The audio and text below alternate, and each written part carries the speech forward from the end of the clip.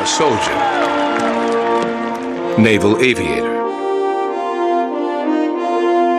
POW. A father. Son. A husband. They once called him congressman, and now call him senator. Some call him hot-headed. Some call him names that can't be repeated. But of all the names so many have called John McCain in his years of service to America, truly, at his core, John McCain is a mama's boy.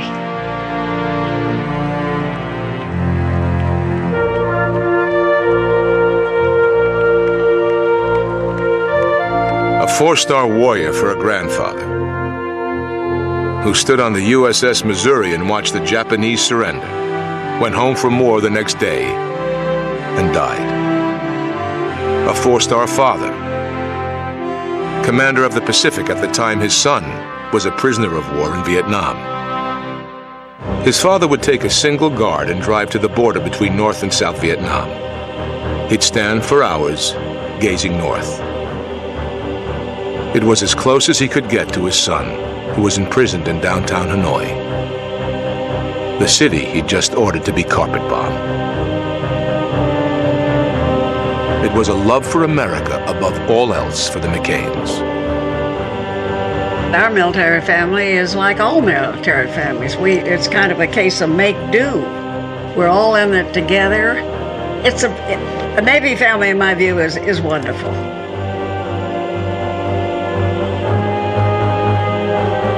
John McCain's remarkable role in America's history began before Vietnam. He was on the first ship to enter Cuban waters during the Cuban Missile Crisis, and again on the USS Forrestal, where, strapped into the cockpit awaiting his turn for takeoff, a missile accidentally fired from a nearby F-4 Phantom and hit a fuel tank. The fire burned for 13 hours. 134 men lost their lives. John McCain's life was somehow spared. Perhaps he had more to do. A year later came Hanoi. Critically injured and with wounds never properly addressed, for the next 5.5 years, John was tortured and dragged from one filthy prison to another. Violently ill, often in solitary confinement, he survived by the faith he learned from his father and grandfather. A faith that there is more to life than self. In his book, Faith of My Fathers, John wrote, "In prison, I fell in love with my country. I had loved her before, but like most young people, my affection was little more than a simple appreciation for the comforts and privileges most Americans enjoyed and took for granted. It wasn't until I had lost America for a time that I realized how much I loved her." When the North Vietnamese realized who his father was, they offered John early release as a PR ploy.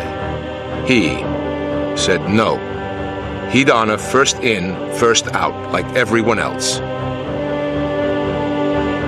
And so, he chose to spend 4 more years in hell. 5.5 years later, the war was over, and McCain was set free. The constant torture and isolation could have produced a bitter, broken man. Instead, he came back to America with a smile, with joy and optimism. He chose to spend his life serving the country he loved, first in the United States House of Representatives. Where else in the history of the United States of America have you had a person over time with the experience that he has? It says much about the man that Senator McCain led the efforts to normalize relations with Vietnam. 5.5 years in their hell, and he chose to go back because it was healing for America. That's country first.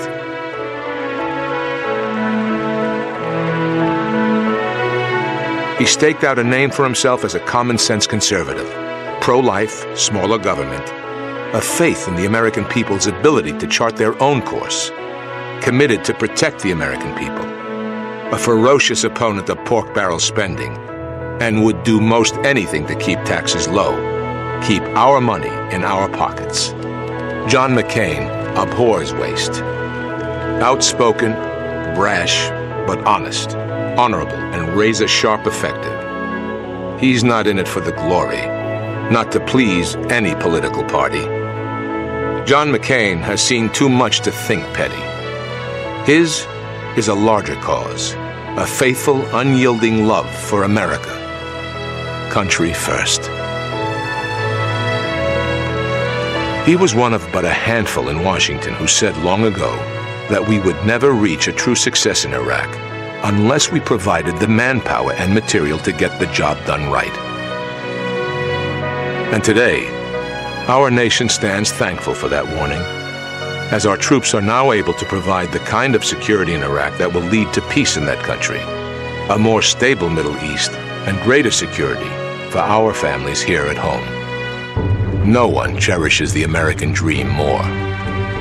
Father of 7, his children represent an all-American panorama, stretching from an airline pilot to a son in the Navy, a son in the Marines, to his youngest daughter, a teenager now, who became a McCain after his wife Cindy discovered her as a baby in one of Mother Teresa's orphanages in Bangladesh. What a life. What a faith. What a family. What good fortune that America will choose this leader at precisely this time. The stars are aligned. Change will come.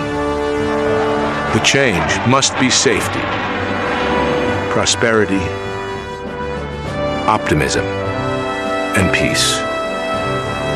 The change will come from strength. From a man who found his strength in a tiny, dank cell, thousands of miles from home. He will renew America. He loves our country.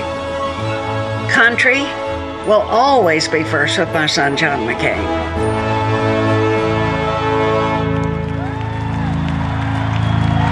When you've lived in a box, you fear no man, you know no shame.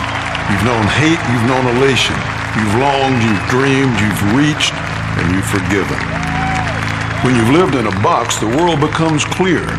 No time for petty, no time for wrong, just time for right. Each moment sharply aware, each step part of a journey. When you've lived in a box, your life is about keeping others from having to endure that box. You shout, you push, you lead.